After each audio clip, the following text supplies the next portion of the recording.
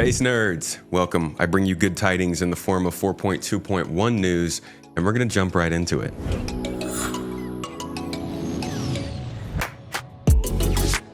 Quality of life is slapping us in the face violently next update, and we are getting a couple different big additions that aren't actually big. They just are going to make kind of a big difference to people. Yes, Wikelo, he's great, but did you know we're getting security back at space stations again? Let's start with that. Security is coming back to the space stations, and we've kind of been without it for a while. Not just security at space stations, but also interdictions, which we saw in the monthly report recently, are getting worked on for server meshing. So the whole risk of being literally anywhere in Star Citizen has kind of been confusing to people because it feels like it's just a PvP hellscape everywhere you go. And there's supposed to be some pushback, at least from the local forces. The security around space stations will escalate over time as more and more criminals show up or you get a higher crime stat, eventually resulting in with the actual UEE Navy showing up to kill you. But there's gonna be glitches, there's gonna be problems, it won't be straightforward. This could escalate quickly. This could really start to pick up update from update, and we could see a lot more safety in the game.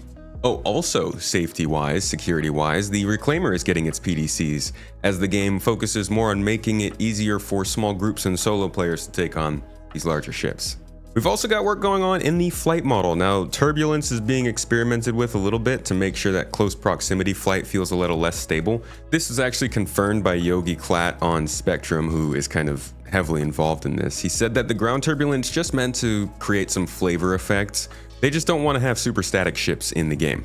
This is a very canned animation, and I don't know if it's one they're going to stick with for the whole time. What I am hoping they do, and what it seems like they want to do with control surfaces later on, is make it so that your thrusters receive wear as you hover, but you can hover as you need to.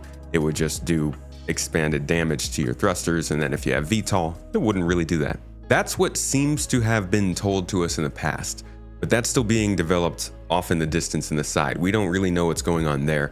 This is just a shot off the bow. This isn't even control surfaces. We still got plenty of time to go before that happens, but we are starting to see a little bit of it creep into the PTU code, so maybe in the next couple quarters. This week also could call it quality of life, I think. In-game rewards are taking a significant step forward. With the upcoming event I covered in our last video, which is actually looking really cool, we're getting some more in-game focused rewards based on the factions that you work for. This event already sounds pretty fun. It's allowing miners, cargo haulers, FPS combat, ship combat, a lot of different groups of people to get involved in an event that sends you to many different places, giving you a little more space to play without other players interrupting you maybe. But it's good to note this is a key difference between the events and the sandbox activities, and I think one reason we should actually pay attention to that distinction. In events like these, you can actually earn stuff that gets tied to your character, stuff that you keep. In the sandbox activities, whatever. Those are just locations. So for this event specifically, we're seeing ship skins, armor skins, and actual weapons being awarded to players, which all matches the different corporations, ArcCorp, Microtech, Crusader, and Hurston. Not gonna lie, Hurston's look pretty good. And these skins are also obviously going to be needed for the factions as they fly around in the game. NPCs will eventually be flying ships around, doing the security we just talked about earlier, transporting goods and all that stuff. They got to have the faction colors to represent. Good to note, this was actually a huge source of cheers back in CitizenCon 2023 as they talked about faction things being earnable in game. And all of these rewards and perks you need to earn in the game. You cannot just buy them. While it has been happening since then, I think this has really been a step up in that regard. Speaking of Wikelo, we're getting some nice changes in 4.2.1. RNG is gone.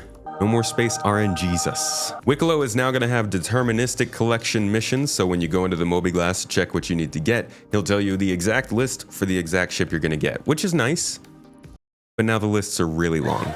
The earn rates are intense, and they are going to call for you to go to some pretty dangerous places. Now, this is going to be a mixture of pain and pleasure. As they balance this, it's going to feel like the ship balancing in which it'll be all over the place. I mean, we're basically trying to earn mid-game ships in 2-week stretches because everybody expects things to disappear after the next patch, which comes within the next month. Now, that's the problem that CIG has created with their persistence, but that's just the way it is right now. We're trying to earn things that should take a long time to earn, but we're trying to earn them in small blocks of time. And I think that there needs to be a large addition of things into that gap that we can earn in the lead up to ships, because ships are supposed to be the big thing, right? We should be taking weeks, if not months, to earn a specific ship.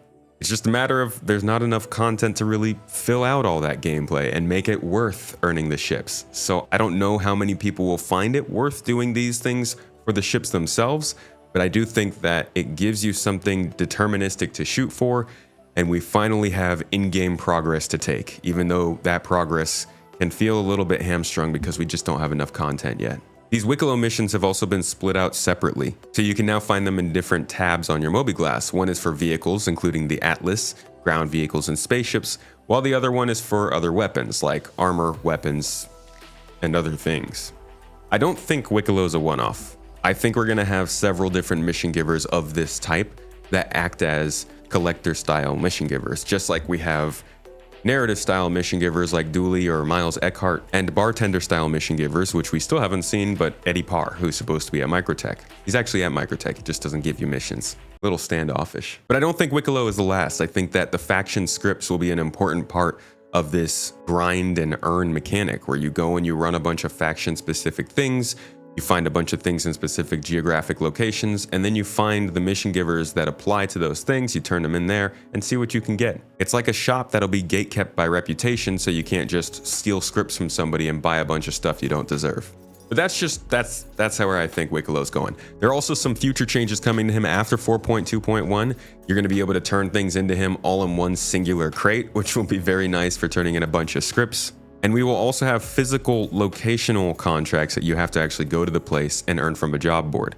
This would be the first version of a job board in the game, but something that we've been waiting for because we want to see it outposts, space stations, and places where you can get missions that nobody else can see.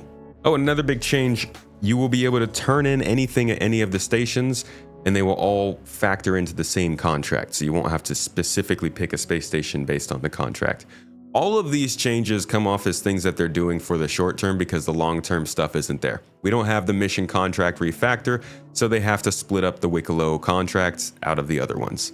We don't have a better inventory system, so they're allowing us to turn in things in a box rather than turn in multiple things from your inventory at once. We're still really far away from this game being anywhere near finished, but the additions that they're adding here are going to help with the quality of life of this year. And that is what they said this year is about. We haven't seen a lot of features coming into the game specifically because the focus isn't the far future. The focus is the right now. So making these quality of life changes for the people who are having problems right now is good. I still think it's worth keeping in mind just how much more needs to come into the game for all of this to play how it's supposed to. So a lot of this ain't gonna work the best. Just saying. Hope you guys enjoy it though. Thanks for dropping by for this news update. Hope you're excited for 4.2.1. I'll see you in there. Have a good day.